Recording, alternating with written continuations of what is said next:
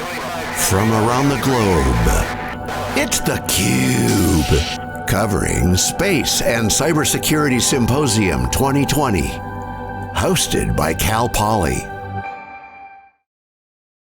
Hello and welcome to this special presentation with Cal Poly hosting the Space and Cybersecurity Symposium 2020 virtual.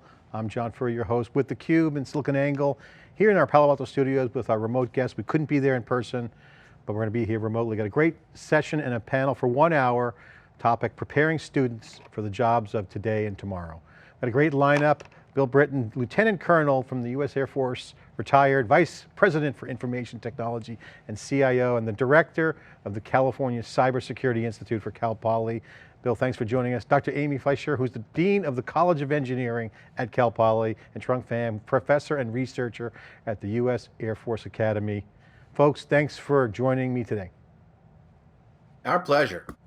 Got a Great to be here. Great panel. This is one of my favorite topics. Preparing students for the next generation, the jobs for today and tomorrow. We got an hour. I'd love you guys to start with an opening statement to kick things off. Bill, we'll start with you. Well, I'm really pleased to start on this.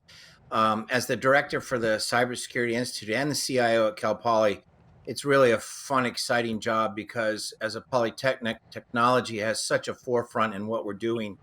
And we've had a wonderful opportunity being 40 miles from Vandenberg Air Force Base to really look at the nexus of space and cybersecurity. And if you add into that both commercial, government, and civil space and cybersecurity, this is an expanding, wide open time for cyber and space. In that role that we have with the Cybersecurity Institute, we partner with elements of the state and the university, and we try to really add value above our academic level, which is some of the highest in the nation, and to really merge down and go a little lower and start younger. So we actually are running the week prior to this, showing a cybersecurity competition for high schools and middle schools in the state of California. That competition this year is based on a scenario around hacking of a commercial satellite and the forensics of the payload that was hacked and the networks associated with it. This is going to be done using products like Wireshark, Autopsy, and other tools that will give those high school students what we hope is a huge desire to follow up and go into cyber and cyberspace and space and follow that career path and either come to Cal Poly or some other institution that's going to let them really expand their horizons in cybersecurity and space for the future of our nation. Bill, thanks for that intro. By the way, I just want to give you props for an amazing team and job you guys are doing at Cal Poly, the DX Hub and the efforts you guys are having with your challenge. Congratulations on that great work. Thank you. It's a rock star team. It's absolutely amazing. You find that much talent in one location. And I think Amy's going to tell you she's got the same amount of talent in her staff. So it's a great place to be. Dr. Amy Fleischer, you guys have a great organization down there, amazing curriculum, great people, great community. Your opening statement. Hey. Hello, everybody. It's really great to be a part of this panel on behalf of the Cal Poly College of Engineering. Here at Cal Poly, we really take preparing students for the jobs of today and tomorrow completely seriously, and we claim that our students really graduate so they're ready day one for their first real job. But that means that in getting them to that point, we have to help them get valuable and meaningful job experience before they graduate, both through our curriculum and through multiple internship or summer research opportunities. So we focus our curriculum on what we call a learn by doing philosophy. And this means that we have a combination of practical experience and learn by doing both in and out of the classroom. And we find that to be really critical for preparing students for the workforce. Here at Cal Poly, we have more than 6,000 engineering students. We're one of the largest undergraduate engineering schools in the country.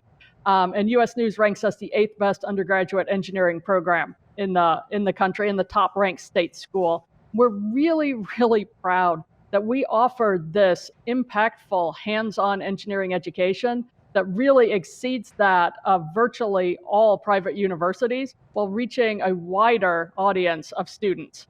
We offer 14 degree programs, and really we're talking today about cyber and space, and I think most of those degree programs can really make an impact in the space and cybersecurity economy. And this includes not only things like aero and cyber directly, but also electrical engineering, mechanical engineering, computer engineering, materials engineering, even manufacturing, civil, and biomedical engineering, as there's a lot of infrastructure needs that go into supporting launch capabilities. Our aerospace program graduates hundreds of aerospace engineers, and most of them are working right here in California with many of our corporate partners, including Northrop Grumman, Lockheed, Boeing, Raytheon, SpaceX, Virgin Galactic, JPL, and so many other places where we have Cal Poly engineers impacting the space economy. Our cybersecurity focus is found mainly in our computer science and software engineering programs, and it's really of rapidly growing interest among our students. Computer science is our most popular major, and industry interest and partnerships are integrated into our cyber curriculum, and we do that oftentimes through support from industry. So we have partnerships with Northrop Grumman for a professorship and a cyber lab, and from PG&E for a critical infrastructure cybersecurity lab and professorship. And we think that industry partnerships like these are really critical to preparing students for the future as the field's evolving so quickly, and making sure we adapt our facilities and our curriculum to stay in line with what we're seeing in industry is incredibly important. In our aerospace program, we have an educational partnership with the Air Force Research Labs that's allowing us to install new high-performance computing capabilities and a space environments lab that's going to enhance our satellite design capabilities. And if we talk about satellite design, Cal Poly is the founding home of the CubeSat program, which pioneered small satellite capabilities. And we remain the worldwide leader in maintaining the CubeSat standard. And our student program has launched more CubeSats than any other program. So here again, we have this learn by doing experience every year for dozens of aerospace, electrical, computer science, mechanical engineering students. And other student activities that we think are just as important include ethical hacking through our White Hat Club, Cal Poly Space Systems, which does really, really big rocket launches, and our support program for women in both of these fields, like WISH, which is Women in Software and Hardware. Now, really trying to bring in a wide variety of people into these fields is incredibly important. And outreach and support to those demographics traditionally underrepresented in these fields is going to be really critical to future success. So by drawing on the lived experiences by people with different types of backgrounds, will we develop the type of culture and environment where all of us can get to the best solution? So in terms of bringing people into the field, we see that research shows we need to reach kids when they're in late elementary and middle schools to really overcome that cultural bias that works against diversity in our fields. And you heard Bill talking about the California Cybersecurity Institute's yearly Cyber Challenge. There's a lot of other people who are working to bring in a wider variety of people into the field, like Girl Scouts, which has introduced dozens of new badges over the past few years, including a whole cybersecurity series of badges in concert with Palo Alto Networks. So we have our work cut out for us, but we know what we need to do. And if we're really committed to properly preparing the workforce for today and tomorrow, I think our future is going to be bright. I'm looking forward to our discussion today. Thank you, Dr. Fleischer, for a great comment, opening statement, and congratulations. You got the right formula down there, the right mindset, and you got a lot of talent and community as well. Thank you for that opening statement. Next up from Colorado Springs, Trung Pham, who's a professor and researcher at the U.S. Air Force Academy, is doing a lot of research around the areas that are most important for the intersection of space and technology. Trung? Good afternoon. First, I'd like to thank Cal Poly for the opportunity. And today, I want to go briefly about cybersecurity in space application. Whenever we talk about cybersecurity, the impression is that it's a new field that is very highly complex, involving a lot of technical area. But in reality, in my personal opinion, it is indeed a complex field because it involves many disciplines. The first thing we think about is computer engineering and computer networking, but it's also involving communication, sociology, law practice, and this practice of cybersecurity doesn't only involve computer expert, but it's also involve everybody else who has a computing device that is connected to the internet. And this participation is obviously everybody in today's environment. When we think about the internet, we know that it's a good source of information, but come with the convenience of information that we can access, we are constantly facing danger from the internet. Some of them we might be aware of, some of them we might not be aware of.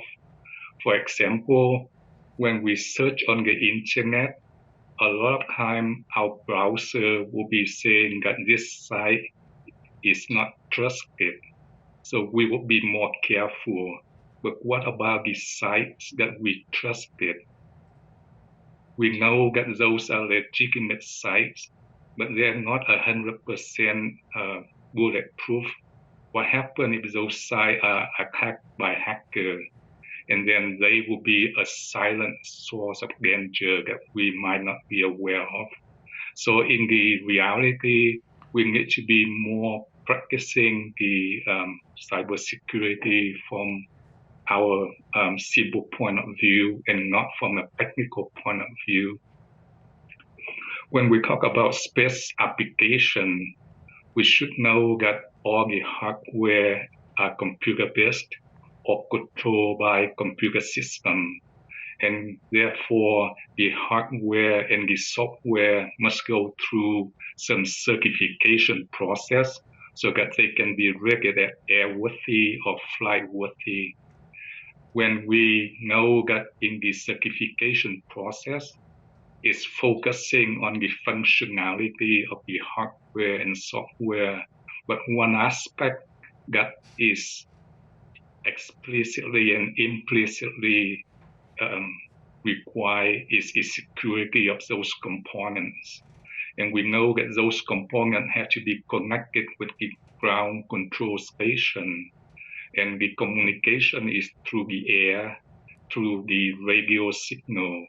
So anybody who has access to those communication radio signal will be able to control the space system that we put up there. And we certainly do not want our system to be hijacked by a third party. Another aspect of cybersecurity is that we try to design the space system in a very strong manner, so it's almost impossible to hack in. But what about some other weak system that might be connected to those strong systems? For example, the space system will be connected to the ground control station, and on the ground control station, we have the human controller, and those people have cell phone. They are allowed to use cell phone for communication, but at the same time, they are connected to the internet through the cell phone, and their cell phone might be connected to the computer that control the flight software and hardware. So what I want to say is that we try to build strong system and we protected them, but there will be some weaker system that we did not intend it, but exist to be connected to our strong system. And those are the points that hacker will be trying to attack. If we know how to control the access to those weak points, we will be having a much better system for the space system. And when we see the cybersecurity that is requiring the participation everywhere, it's important to notice that it is a source of opportunity for students to enter the workforce to consider. Obviously, students in engineering can focus their knowledge and expertise to provide technological solutions to protect the system that we build. But we also have students in business who can focus their expertise to write business plan so that they can provide a pathway for the engineering advances to reach the market. We also have students in law who can focus their expertise in writing policy, governing the internet, governing the cybersecurity practice. And we also have students in education who can focus their expertise to design how to teach cybersecurity practice. And students in every other discipline can focus their effort to implement security measures to protect the system that they are using in their field. So it's obvious that cybersecurity is everywhere, and it implies job opportunity everywhere for everybody in every discipline of study. Thank you. Thank you, Trung, for those great comments. Great technology opportunities, but interesting as well is the theme that we're seeing across the entire symposium and in the virtual hallways that we're hearing conversations. And you pointed out some of them, Dr. Fleischer did as well, and Bill, you mentioned it. It's not one thing. It's not just technology, it's different skills. And Amy, you mentioned that computer science is the hottest degree, but you have the hottest aerospace program in the world. I mean, so all this is kind of balancing. It's interdisciplinary, it's a structural change. Before we get into some of the, how to prepare the students, can you guys talk about some of the structural changes that are modern now in preparing in these opportunities? Because societal impact is a law potentially impact. It's how we educate. There's now cross-discipline skill sets. It's not just get the degree, see you out in the field. Bill, you want to start? Well, what's really fun about this job is that in the Air Force, I worked in the space and missile business. And what we saw was a heavy reliance on checklist format, security procedures, analog systems. And what we're seeing now in our world, both in the government and the commercial side, is a move to a digital environment. And that digital environment is a very quick and adaptive environment, and it's going to require a digital understanding.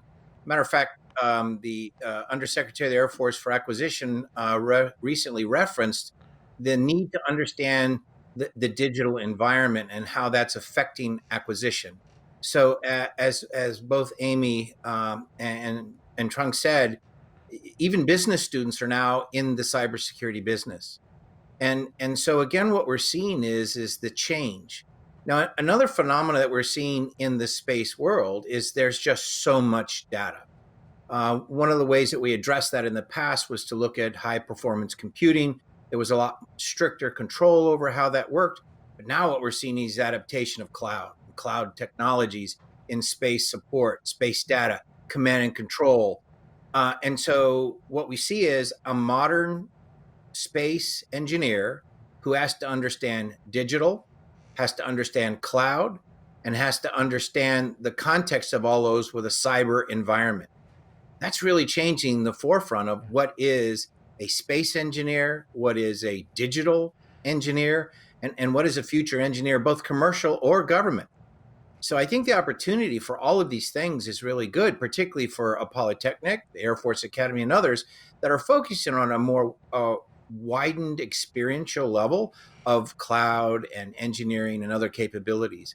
And I'll tell you the part that as the CIO, I have to remind everybody, all this stuff works with the IT stuff. So you've got to understand how your IT infrastructures are tied and working together. Yeah. As we noted earlier, one of the things is that these are all relays from point to point, and that architecture is part of your cybersecurity architecture. So again, every component has now become a cyber aware, cyber knowledgeable, and what we'd like to call is a cyber cognizant citizen, where they have to understand the context. Chips, software. Dr. Fleischer, talk about your perspective, because you mentioned some of the things like computer science. I remember when in the 80s when I got my computer science degree, they called us software engineers, and then you became software developers. And then, so again, engineering is the theme. If you're engineering a system, There's now software involved. And there's also business engineering, business models. So talk about some of your comments, because you mentioned computer science is hot, you got the aerospace, you got these multidisciplines, you got definitely diversity as well, it brings more perspectives in as well. Your thoughts on these structural interdisciplinary things? I think this is really key to making sure that students are prepared to work in the workforce, is looking at the blurring between fields. No longer are you just a computer scientist, no longer are you just an aerospace engineer. You really have to have an expertise where you can work with people across disciplines. All of these fields are just working with each other in ways we haven't seen before. And Bill brought up data. Data science is something that's cross-cutting across all of our fields. So we want engineers that have the disciplinary expertise that they can go deep into these fields, but we want them to be able to communicate with each other and to be able to communicate across disciplines and to be able to work in teams that are across disciplines. You can no longer just work with other computer scientists or just work with other aerospace engineers. There's no part of engineering that is siloed anymore. So that's how we're changing. You have to be able to work across those disciplines. And as Trung pointed out, ethics has to come into this. So you can no longer try to fully separate what we would traditionally have called the liberal arts and say, well, it's over there in general education. No, ethics is an important part of what we're doing and how we integrate that into our curriculum. So is communication, so is working on public policy and seeing where all these different aspects tie together to make the impact that we want to have in the world. So you no longer can work solo in these fields. That's a great point. And Bill also mentioned the cloud. One thing about the cloud that showed us is horizontal scalability has created a lot of value, and certainly data is now horizontal. Trung, you mentioned some of the things about cryptography for the kids out there. I mean, you can look at the pathway for career. You can do a lot of tech, but you don't have to go deep sometimes. You can go as deep as you want, but there's so much more there. What technology do you see that's going to help students, in your opinion? Well, I'm a professor in computer science, so I like to talk a little bit about computer programming. Now we are working in complex projects, so most of the time we don't design a system from scratch. We build it from different components, and the components that we have, either we get it from vendors or sometimes we get it from the internet in the open source environment. It's fun to get the source code and then make it work to our own application. So now when we are looking at cryptology, when we talk about encryption, for example, we can easily get the source code from the internet.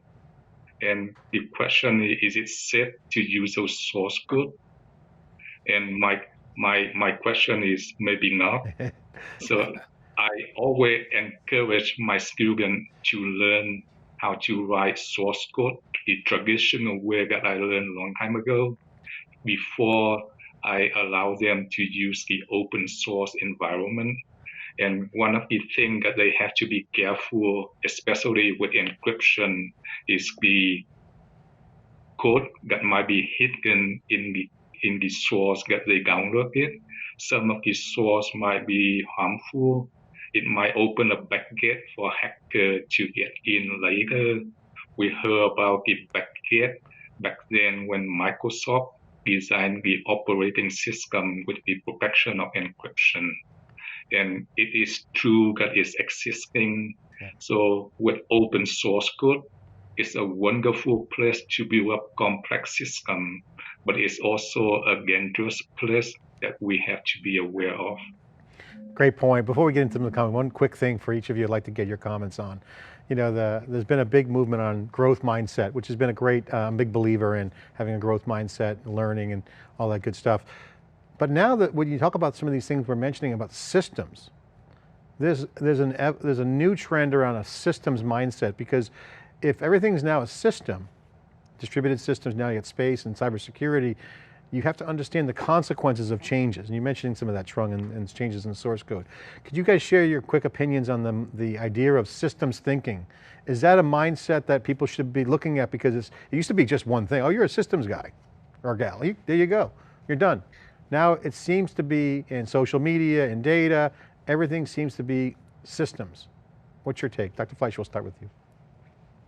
Yeah, I'd say it's another way of looking at not being just so deep in your discipline. You have to understand what the impact of the decisions that you're making have on a much broader system. And so I think it's important for all of our students to get some exposure to that systems level thinking and looking at the greater impact of the decision that they're making. Now, the issue is, where do you set the systems boundary, right? And you can set the systems boundary very close in and concentrate on an aspect of a design, or you can continually move that system boundary out and see where do you hit the intersections of engineering and science along with ethics and public policy and the greater society. And I think that's where some of the interesting work is going to be. And I think at least exposing students and letting them know that they're going to have to make some of these considerations as they move throughout their career is going to be vital as we move into the future. Bill, what's your thoughts? I absolutely agree with Amy, and I think there's a context here that reverse engineering and forensics analysis and forensics engineering are becoming more critical than ever. The ability to look at what you have designed in a system and then tear it apart and look at it for gaps and holes and problem sets, or when you're given some software that's already been pre-developed, checking it to make sure it is really going to do what it says it's going to do. That forensics ability becomes more and more a skill set that also you need the verbal skills to explain what it is you're doing and what you found. So the communication side, the systems analysis side, the forensics analysis side, these are all things that are part of that system approach that I think you could spend hours on, and we still haven't really done a great job on it. So it's one of my fortes, is really the whole analysis side of forensics and reverse engineering. Trung, real quick, systems thinking, your thoughts? Well, I'd like to share with you my experience when I worked in the space station program at NASA. We had two different approaches. One is a top-down approach, where we design it from the system general point of view, where we put components together to build a complex system. But at the same time, we have the bottom-up approach, where we have engineers who spend time and effort building individual components, and they have to be expert in those tiny components that make up the general component they deliver. And in the space station program, we bring together the bottom-up engineer who design everything in detail, and the system manager who manage the system design from the top down. And we meet in the middle, and together we compromise a lot of differences, and we deliver the space station that we are operating today. Great insight, and that's the whole teamwork, collaboration that Dr. Fleischer was mentioning. Thanks so much for that insight. I wanted to get that out there because I know myself as a parent, I'm always trying to think about what's best for my kids and their friends as they grow up into the workforce. I know educators and leaders in industry would love to know some of the best practices around some of the structural changes, so thanks for that insight. But this topic's about students and helping them prepare. So we heard, be multiple discipline, broaden your horizons, think like systems, top down, bottom up, work together as a team, and follow the data. So I got to ask you guys, there's a huge amount of job openings in cybersecurity. It's well documented, and certainly with the intersection of space and cyber, it's only going to get bigger. Right? You're going to see more and more demand for new types of jobs. How do we get high school and college students interested in security as a career? Dr. Fleischer, we'll start with you on this one. I would say really one of the best ways to get students interested in a career is to show them the impact that it's going to have. There's definitely always going to be students who are going to want to do the technology for the technology's sake, but that will limit you to a narrow set of students.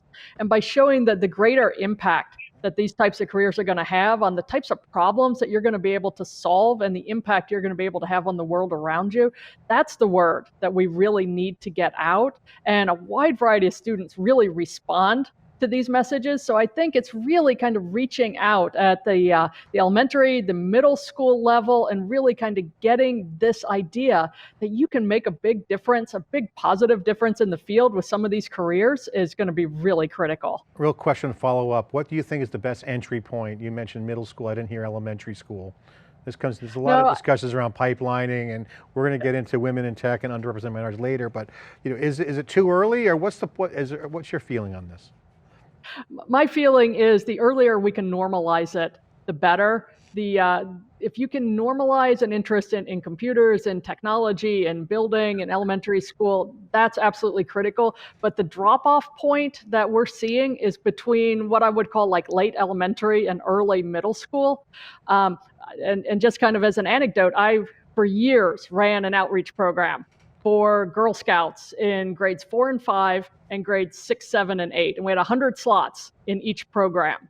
And every year, the program would sell out for girls in grades 4 and 5. And every year, we'd have spots remaining in grades 6, 7, and 8. And that's literally where the drop-off is occurring between that late elementary and that middle school range. So that's the area that we need to target to make sure we keep those young women involved and interested as we move forward. Bill, how are we going to get these kids interested in security? You mentioned a few programs. You got, I mean, who wouldn't want to be a white hat hacker? I mean, that sounds exciting. So, great questions. Let's start with some basic principles, though. Let me ask you a question, John. Name for me one white hat, good person hacker, the name, who works in the space industry and is an exemplar for students to look up to. You? Oh man, I'm feeling really. I can't imagine a figure. I've never been the answer, because the answer we normally get is the cricket sound. So we don't have individuals we've identified in those areas for them to look up to. I was going to be snarky and say most white hackers won't even use their real name, but right. So, there's an aura around their anonymity here. So again, the real question is how do we get them engaged and keep them engaged? And that's what Amy was pointing out to exactly, is the engagement and sticking with it. So one of the things that we're trying to do through our competition on the state level and other elements is providing connections. We call them ambassadors. These are people in the business who can contact the students that are in the game or in that challenge environment and let them interact and let them talk about what they do and what they're doing in life, but give them a challenging game format. A lot of computer-based training, capture the flag stuff is great, but if you can make it hands-on, if you can make it a learn by doing experiment, if you can make it personally involved and see the benefit as a result of doing that challenge, and then talk to the people who do that on a daily basis, that's how you get them involved. The second part is part of what we're doing is we're involving partnership companies in the development of the teams. So this year's competition that we're running has 82 teams from across the state of California. Of those 82 teams, that's 6 students a team, middle school, high school, and many of those have company partners, and these are practitioners in cybersecurity who are working with those students to participate. It's that adult connectivity. It's that visualization. So at the competition this year, we have the founder of DEF CON Red Flag as a participant to talk to the students. We have Vince Cerf, who is, of course, very well known for something called the internet, to participate. It's really getting the students to understand who's in this, who can I look up to, and how do I stay engaged with them. There's definitely a celebrity aspect of it, I will agree. I mean, the influencer aspect here with knowledge is key. Can you talk about these ambassadors and how far along are you on that program? First of all, the challenge stuff is anything gamification wise. We've seen that with hackathons. It just really works well, creates bonding. People who create together can get sticky and get very high community aspect to it. Talk about this ambassador thing. What is that, industry? Is that academic? Yeah, what is this ambassador thing? Partners that we've identified, some of which, and I won't hit all of them, so I'm sure I'll shortchange this, but Palo Alto, Cisco, Splunk, many of the companies in California. And what we've done is identified schools to participate in the challenge that may not have a strong STEM program or have any cyber program. And the idea of the company is they look for their employees who are in those school districts to partner with the schools to help provide outreach. It could be as simple as a couple hours a week, or it's a team support captain, or it's providing computers and other devices to use. And so again, it's really about a constant connectivity and trying to help where some schools may not have the staff or support units in area to really provide them what they need for connectivity. What that does, it gives us an opportunity to not just focus on it once a year, but throughout the year. So for the competition, all the teams that are participating have been receiving training and educational opportunities in the gamification side since they signed up to participate. So there's a website, there's learning materials, there's materials provided by certain vendor companies like Wireshark and others. So it's a continuum of opportunity for the students. You know, I've seen just randomly, just kind of random thought, you know, robotics clubs are moving then closer into that middle school area, Dr. Fleischer, and certainly in high schools, it's almost like a varsity sport. Esports is another one. My son just I made the JV at the college team. You know, it's big and it's serious, right? And it's fun. This is the aspect of fun. It's hands-on. This is part of the culture down there. Learn by doing. Is there like a group? Is it like a club? I mean, how do you guys organize these bottoms up, organically interest topics? So here in the College of Engineering, when we talk about learn by doing, we have learn by doing both in the classroom and out of the classroom. And if we look at these types of out of the classroom activities, we have over 80 clubs working on all different aspects. And many of these are bottom up. The students have decided what they want to work on and have organized themselves around that. And then they get the leadership opportunities. The more experienced students train in the less experienced students, and it continues to build from year after year after year, with them even doing aspects of strategic planning from year to year for some of these competitions. So yeah, it's an absolutely great experience, and we don't define for them how their learn by doing experiences should be. We want them to define it. And I think the really cool thing about that is they have the ownership and they have the interest, and they can come up with new clubs year after year to see which direction they want to take it. And you know, we will help support those clubs as old clubs fade out and new clubs come in. Trung, real quick before we go on the next talk track, what do you recommend for middle school, high school, or even elementary?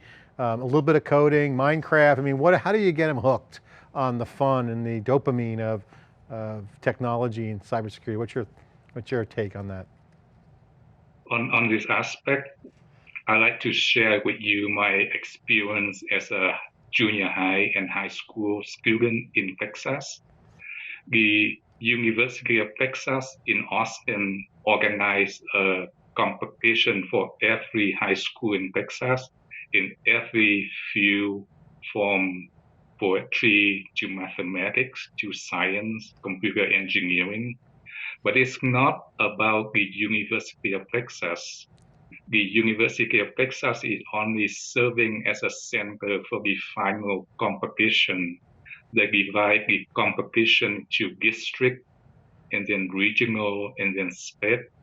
At each level, we have local university and colleges volunteering to host the competition and make it fun for the student to participate. And also they connected the students with private enterprises to raise funds for scholarship. So students will see that the competition is a fun event for them. They get exposed to different universities hosting the events so that they can see different options for them to consider college. They also get a promise that if they participate, they will be considered for scholarship when they attend university and college. So I think the combination of fun in competition and the scholarship aspect will be a good area, a good thing to encourage the student to commit to the area of cybersecurity. Got the engagement, the aspiration, scholarship. You know, and you mentioned volunteer. I think one of the things I'll observe is you guys are kind of hitting this as community. I mean, the story of Steve Jobs and Woz building the Mac, they called Bill Hewlett up in Palo Alto. It was in the phone book, and they scoured some parts from him. That's community. This is kind of what you're getting at. So this is kind of the formula we're seeing. So the next question I really want to get into is the women in technology, STEM, underrepresented minorities. How do we get them on cybersecurity career path? Is there best practices there? Bill, we'll start with you. Well, I think it's really interesting. First thing I want to add is, if I could, just a clarification. What's really cool, the competition that we have and we're running, it's run by students from Cal Poly. So, you know, Amy referenced the clubs and other activities. So many of the organizers and developers of the competition that we're running are the students, but not just from engineering. So we actually have theater and liberal arts majors and technology for liberal arts majors who are part of the competition. And we use their areas of expertise, set design and other things, visualization, virtualization. Those are all part of how we then teach and educate cyber in our gamification and other areas. So they're all involved in their learning as well. So we have our students teaching other students. So we're really excited about that. And I think that's part of what leads to a mentoring aspect of what we're providing, where our students are mentoring the other students. And I think it's also something that's really important in the game. The first year we held the game, we had several all-girl teams. And it was really interesting because they didn't really know if they could compete. I mean, this is their reference point. We don't know if. They did better than anybody. I mean, they knocked the ball out of the park. The second part then is building that confidence level that they can, going back and telling their cohorts that, hey, it's not this obtuse thing you can't do. It's something real that you can compete and win. And so again, it's building that camaraderie, that spirit, that knowledge that they can succeed. And I think that goes a long way. And Amy's programs and the reach out that Cal Poly does to schools to develop, I think that's what it really is going to take. It is going to take that village approach to really increase diversity and inclusivity for the community. Dr. Fleischer, I'd love to get your thoughts. You mentioned your outreach program and the drop-off, some of those data. You're deeply involved in this, you're passionate about it. What's your thoughts on this career path opportunity for STEM?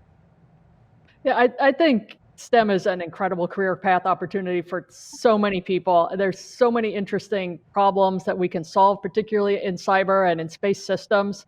And I think we have to meet the kids where they are and kind of show them, you know, what the exciting part is about it. Right. But, you know, Bill was alluding to this when he was talking about, you know, trying to name somebody that you can point to. And I think having those visible people where you can see yourself in that is absolutely critical, and those mentors and that mentorship program. So we use a lot of our students going out into California middle schools and elementary schools. And you want to see somebody that's like you, somebody that came from your background and was able to do this. So a lot of times we have students from our National Society of Black Engineers, or our Society of Hispanic and Professional Engineers, or our Society of Women Engineers, which we have over 1,000 members, 1,000 student members in our Society of Women Engineers who are doing these outreach programs. But like I also said, it's hitting them at the lower levels too. And Girl Scouts is actually distinguishing themselves as one of the leading STEM advocates in the country.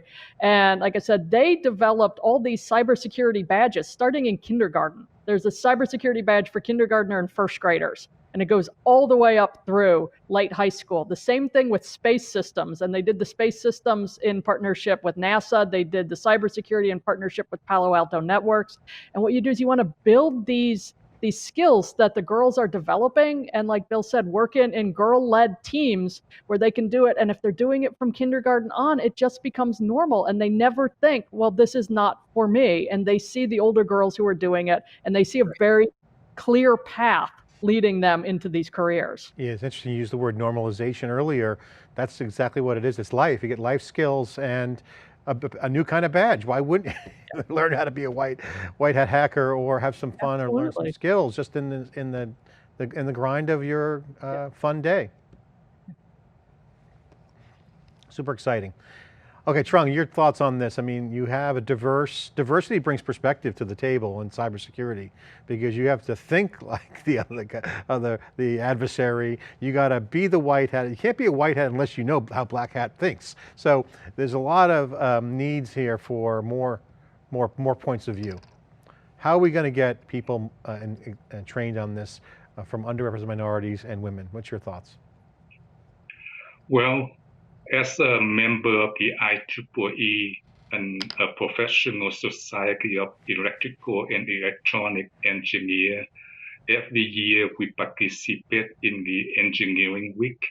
We deploy our members to local junior high school and high school to talk about our project to promote the study of engineering. But at the same time, we also participate in the science fair that the state of Texas is organizing.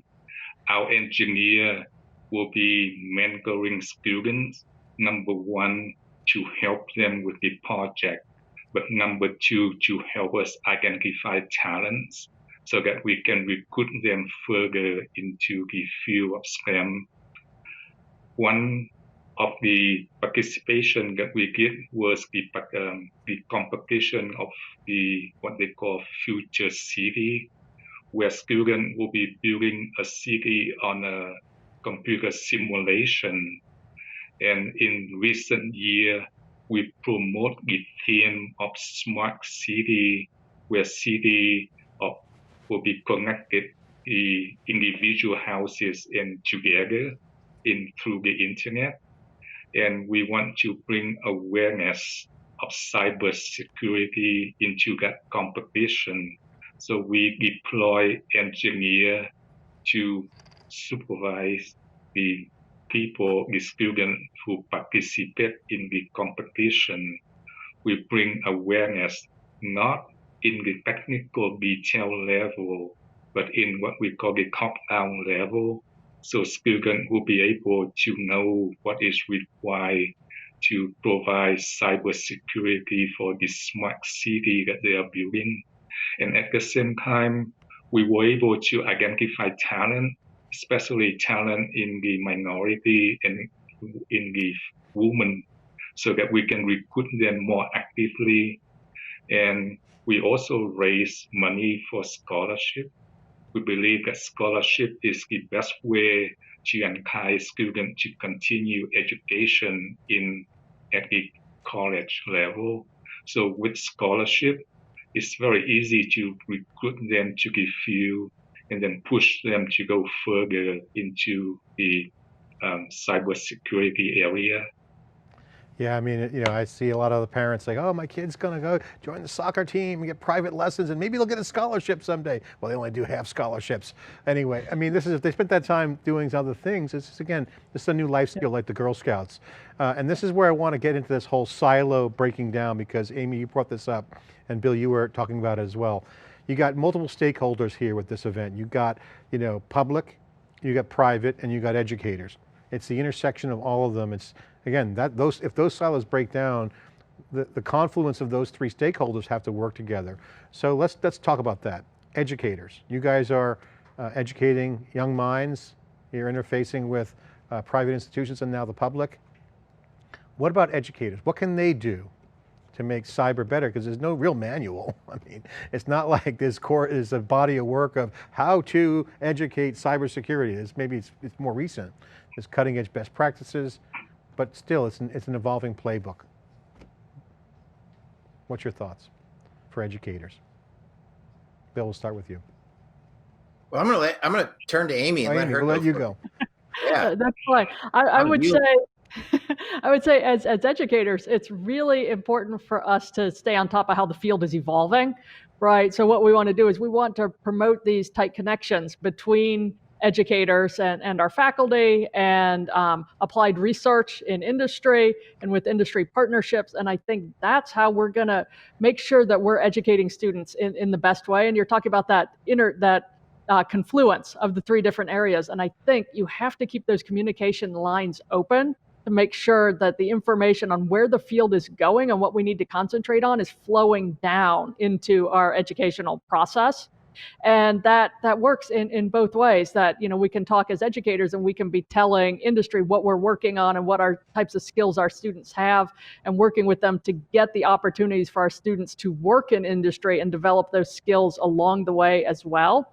And I think it's just all part of this, is really looking at what's going to be happening and how do we get people talking to each other. And the same thing with looking at public policy and bringing that into our education and into these real hands-on experiences. And that's how you really cement this type of knowledge with students, not by talking to them and not by showing them, but letting them do it. It's this learn by doing and building the resiliency that it takes when you learn by doing. And sometimes you learn by failing, but you just pick up and you keep going. And these are important skills that you develop along the way. You mentioned sharing too, that's the key. Collaborating and sharing knowledge. It's an open world and everyone's collaborating. Bill, private-public partnerships. I mean, there's a real private companies, you mentioned Palo Alto Networks and others. There's a real intersection there. They're motivated. There's scholarship opportunities. Trung points to that. What is the public-private educator view there? How do companies get involved? What's the benefit for them? Well, that's what a lot of the universities are doing, is to bring in, as part of either their cyber centers or institutes, people who are really focused on developing and furthering those public-private partnerships. That's really what my role is in all these things, is to take us to a different level in those areas, not to take away from the academic side, but to add additional opportunities for both sides. Remember, in a public-private partnership, all entities have to have some gain in the process. Now, what I think is really interesting is the timing on particularly this subject, space and cybersecurity. This has been an absolute banner year for space. The stand-up of Space Force, the launch of commercial partnership, commercial platforms delivering astronauts to the space station, recovering them and bringing back, the ability of a commercial satellite platform to be launched, commercial platforms that not only launch, but return back to where they're launched from. These are things that are stirring the hearts of the American citizens, the kids again. They're getting interested. They're seeing this and getting enthused. So we have to seize upon that, and we have to find a way to connect that. Public-private partnerships is the answer for that. It's not one segment that can handle it all. It's all of them combined together. If you look at space is going to be about commercial. It's going to be about civil, moving from one side of the earth to the other via space. And it's about government. And what's really cool for us, all those things are in our backyard. That's where that public-private comes together. The government's involved, the private sector is involved, the educators are involved, and we're all looking at the same things and trying to figure out, like this forum, what works best to go to the future. If people are bored and they want to look for an exciting challenge, you couldn't have laid it out any clearer. It's the most exciting discipline. It hits everything. I mean, we just talk about space. GPS is everything we do has to do with satellites. I have to tell you a story on that, right? We have a very unique GPS story right in our backyard. So our sheriff is the son of the father of GPS for the Air Force. So you can't get better than that when it comes to being connected to all those platforms. So we really want to say, this is so exciting for all of us, because it gives everybody a job for a long time. The kids that don't think TikTok's exciting, wait till they see what's going on here with you guys, this program. Trung, final word on this from the public side. You're at the Air Force, you're doing research. Are you guys opening it up? Are you integrating into the private and educational sectors? How do you see that formula playing out, and what's the best practice for students and preparing them? I think it's the same in every university.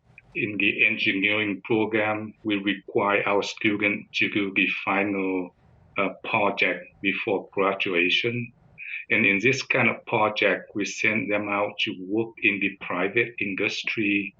The private company that sponsor them, they get the benefit of having an intern working for them, and they get the benefit of reviewing the students as a prospective employee in the future.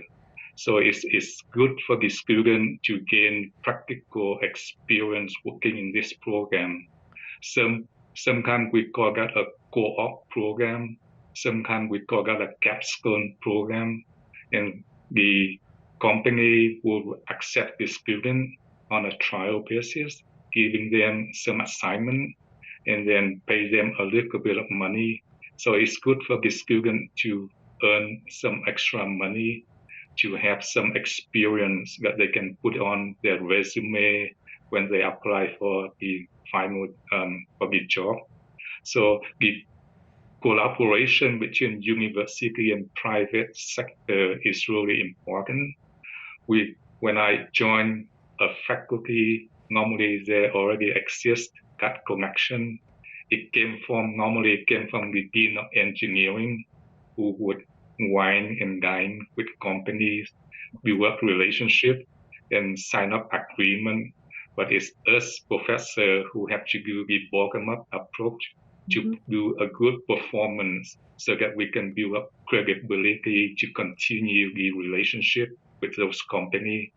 And the student that we selected to send to those companies, we have to make sure that they will represent the university well, they will do a good job, and they will make a good impression. Thank you very much for great insight, Trung, Bill, Amy. Amazing topic. I'd like to end this session with each of you to make a statement on the importance of cybersecurity to space. We'll go Trung, Bill, and Amy. Trung, the importance of cybersecurity to space, brief statement. The importance of cybersecurity, we know that it's affecting every component that we are using and we are connecting to. And those components, normally we use them for personal purpose. But when we enter the workforce, sometimes we connect them to the important system that the government or the company are investing to build and put into space. So it's really important to practice cybersecurity. And a lot of time, it's very easy to know the concept. We have to be careful.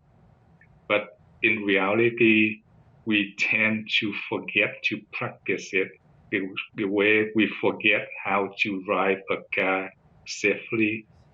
And with driving a car, we have a program called defensive driving that requires us to go through training every 2 or 3 years so that we can get discount. At every organization, we are providing the annual cybersecurity practice, not to tell people about the technology, but to remind them about the danger of not practicing cybersecurity, and it's a requirement for every one of us. Bill, the importance of cybersecurity to space. It's not just about young people. It's about all of us as we grow and we change. As I referenced, that we're changing from an analog world to a digital world.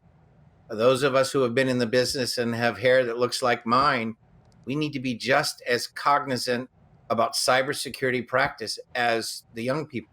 We need to understand how it affects our lives, and particularly in space, because we're going to be talking about people, moving people to space, moving payloads, data transfer, all of those things. And so there's a whole workforce that needs to be retrained or upskilled in cyber that's out there. So the opportunity is ever expansive for all of us. Amy, the importance of cybersecurity to space. I mean, the emphasis of cybersecurity in space just simply can't be overemphasized. There's so many aspects that are going to have to be considered as systems get ever more complex. And as we pointed out, we're putting people's lives at stake here. So this is incredibly complicated and incredibly impactful, and actually really exciting, the opportunities that are here for students and the workforce of the future to really make an enormous impact on the world around us. And I hope we're able to get that message out to students and to children today, that these are going to be really interesting fields that you need to consider. Thank you very much. I'm John Furrier with theCUBE, and the importance of cybersecurity in space is the future of the world. It's all going to happen in and around space with technology, people, and society. Thank you to Cal Poly, and thank you for watching the Cybersecurity and Space Symposium 2020.